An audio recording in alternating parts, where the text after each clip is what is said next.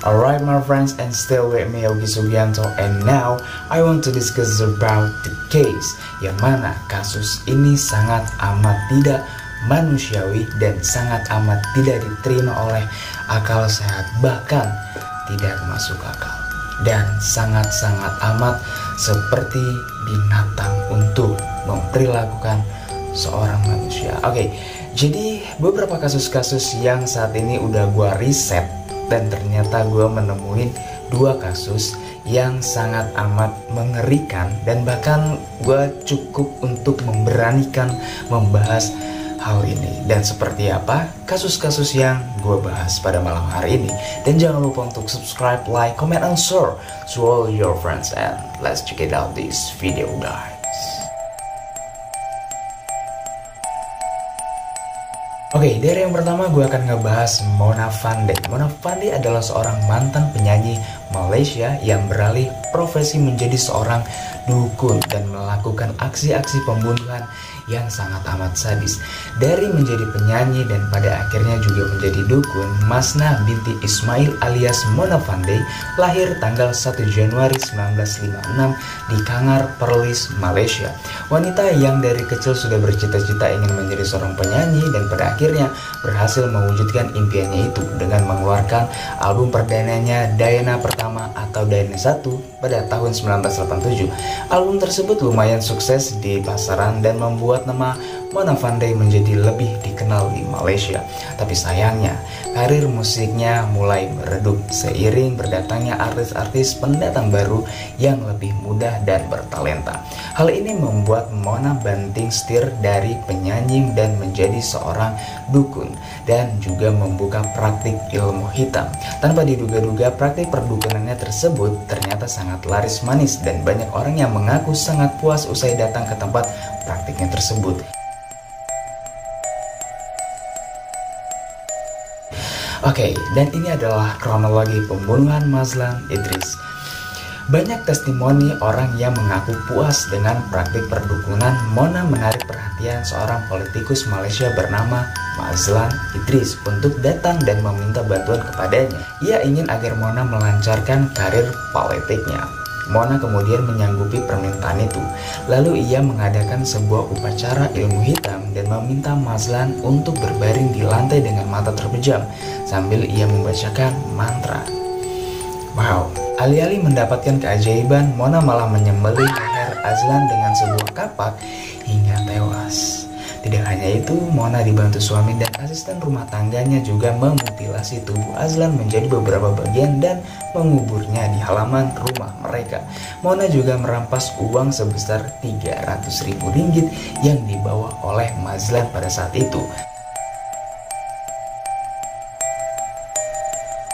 Dan pada akhirnya penangkapan Mona Fandey. Sementara kasus hilangnya politikus Mazlan Idris menjadi heboh. Mona didapatkan tengah berbelanja besar-besaran di Kuala Lumpur. Bahkan dirinya juga membeli sebuah mobil mewah atau Mercy. Hal ini membuat kepolisian curiga bagaimana bisa seorang mantan penyanyi yang sudah redup bisa membeli mobil semewah itu. Dan semua terungkap setelah polisi berhasil menginterogasi asisten rumah tangga Mona yang kemudian membeberkan fakta tentang pembunuhan yang telah dilakukan Mona dan suaminya tersebut. Setelah ditangkap dan diadili, Mona, suaminya, dan asisten rumah tangganya akhirnya dijatuhi hukuman gantung oleh pengadilan Malaysia. Pada 2 November 2001 bertempat di penjara Kajang, Malaysia, ketiganya menjalani eksekusi hukuman gantung. Seorang pegawai lapas penjara Kajang mengatakan bahwa Mona dan 2 terpidana lainnya terlihat sangat amat tenang sesaat sebelum menjalani hukuman gantung tersebut. Wow.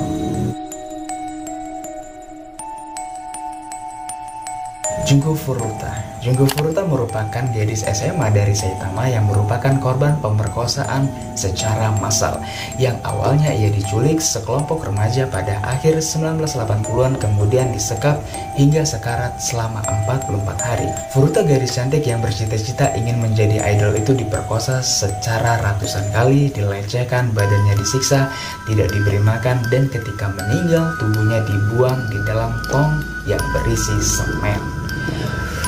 Wow, kejam banget. Oke, dan kejadian ini berawal dari cintanya Miyano ditolak oleh Furuta dengan alasan Furuta tidak ingin mempunyai pacar. Dan Miyano adalah anak laki-laki yang dikenal dengan buliannya, dan juga Miyano mempunyai akses dengan geng Yakuza. Dan ada di mana Furuta pulang dari pekerjaan paruh waktu dan bertemu dengan Miyano dan teman-temannya. Dan pada saat itu Furuta diculik, dibawa ke rumah salah satu tersangka bernama Nobuharu Minato, salah satu temannya Miyano. Singkat cerita, Furuta tidak pulang ke rumah dan orang tuanya melaporkan ke polisi atas hilangnya Furuta. Dan pada akhirnya informasi tersebut sampai ke telinga Miyano dan memaksa Furuta untuk berbohong kepada orang tuanya kalau Furuta tidur di tempat temannya untuk beberapa hari ke depan. Dan selama 44 hari kehidupan Junko Furuta digambarkan bagaikan di neraka. Ia diperkosa secara rame-rame dan anggota Yakuza juga ikutan melakukan aksi tersebut. Selama disekap, ia diperkosa lebih dari 100 orang dengan total 500 kali dalam perkosaan. Tidak hanya diperkosa, Junko Furuta juga diperlakukan secara tidak manusiawi. Ia disuruh melakukan hal-hal seksual demi kepuasan para tersangka, dan pernah disuruh keluar rumah dengan pakaian sangat amat minim. Genital milik Furuta juga diruda paksa dengan berbagai benda-benda, mulai dari botol, besi, lampu, dan benda-benda panas. Dan meski kondisi Furuta semakin parah, siksaan terus berlanjut. Orang tua tersangka Nobuharu Minato mendengar jeritan Furuta, tetapi mereka takut angkat bicara karena tersangka Miyano dekat dengan Yakuza. Oh my god. Siksaan terhadap Junko Furuta terus berlanjut dengan cara disiram air seni dengan dijadikan sasaran kekerasan fisik, seperti dijadikan target tinju, dan pernah Furuta tidak bisa makan karena kekerasan fisik yang ia derita. Akibatnya ia muntah ketika makan sehingga kondisi dehidrasinya semakin parah. Ia pun pernah dipaksa makan kecoa dan minum air urin. Selama disekap, ia seringkali dibiarkan telanjang.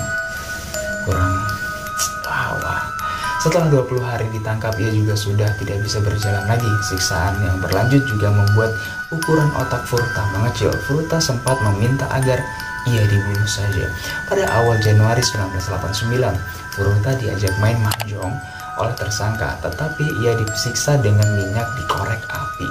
Serangan api tersebut membuat Furuta shock hingga akhirnya meregang nyawa pada 4 Januari 1989. Para pelaku yang ketakutan menaruh jenazah Furuta di sebuah tong yang diisi dengan semen, dan tubuh gadis itu lantas dibuang di kota Tokyo. Dan salah satu foto menampilkan rambut dari Furuta masih terlihat meski tubuhnya berada di dalam semen. Tubuhnya baru ditemukan sekitar 2 bulan kemudian. Dan Junko Furuta dimakamkan pada 2 April 1989. Keluarga dan teman-teman dekatnya hadir di sana bersama kesedihan yang mendalam. Alright, jadi beberapa kasus-kasus yang udah gue sampaikan, memang ini nggak banyak, dan ini hanya 2 kasus yang gue sampaikan karena jujur dari 2 kasus yang gue sampaikan ini udah sangat amat cukup membuat durasi yang panjang, yang mana gue juga menjelaskan beberapa kronologi dan menjelaskan beberapa background orang-orang yang terjerat dalam kasus ini. Jujur gue agak shock ya melihat dari Mona Fandey, yang mana gue tuh sempat shock itu ketika dia membunuh si Mazlan Idris ini. Jadi jujur gue nggak paham sama sekali. Mungkin bagi masyarakat Malaysia, mereka sudah tidak asing lagi dengan berita ini gitu. Sama halnya kayak kita mengenal kasus Sumanto, dan nggak mungkin juga orang Malaysia tahu berita hal itu juga. Tapi ini sangat luar biasa di dalam pikiran gue. Gila, ada seorang penyanyi yang beralih menjadi dukun. Gimana gitu? Kenapa nggak mencoba mengembangkan bakat lo aja lagi gitu kan? Kenapa harus jadi dukun gitu? Dan cara dia belajar itu gimana gitu? Dan jujur, gue ketika melihat beberapa foto-foto dari Mona Fandey itu tidak pernah merasakan ada beban dalam kehidupan seseorang. Udah dibunuh, terus diambil uangnya.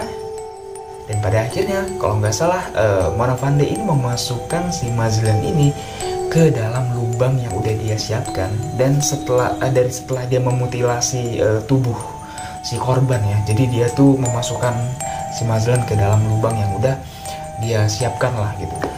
Dan pada akhirnya terungkaplah kasus ini, yang mana dia ditangkap dalam keadaan sedang shopping atau berbelanja besar-besaran lah ya, ketika dia mendapatkan uang 300.000 ringgit ya.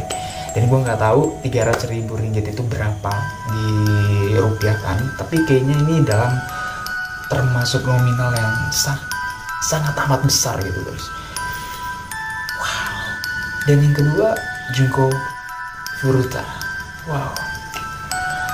Junko Furuta ini adalah orang yang, atau sosok wanita yang emang benar-benar dia itu ya emang pengen belajar gitu. Dan gue yakin dari beberapa foto yang gue lihat ya, dari beberapa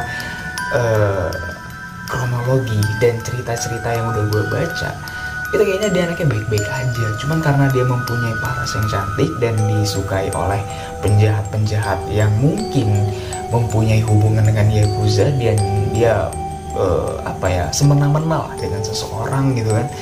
Dan pada akhirnya dia ditolak cintanya, dan dia melakukan hal-hal yang di luar nalar manusia gitu.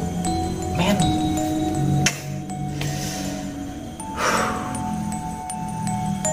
oke, wow. Jujur gue ketika riset ini agak sedikit shock lah, agak sedikit kaget gitu. Wah gila. Oke, bagaimana tanggapan kalian? Jika kalian mempunyai kasus-kasus kematian yang mungkin cocok untuk dibahas, kalian boleh komen di bawah. Dan jangan lupa untuk subscribe, like, comment, and share to all your friends. Gue Yogi Suyanto.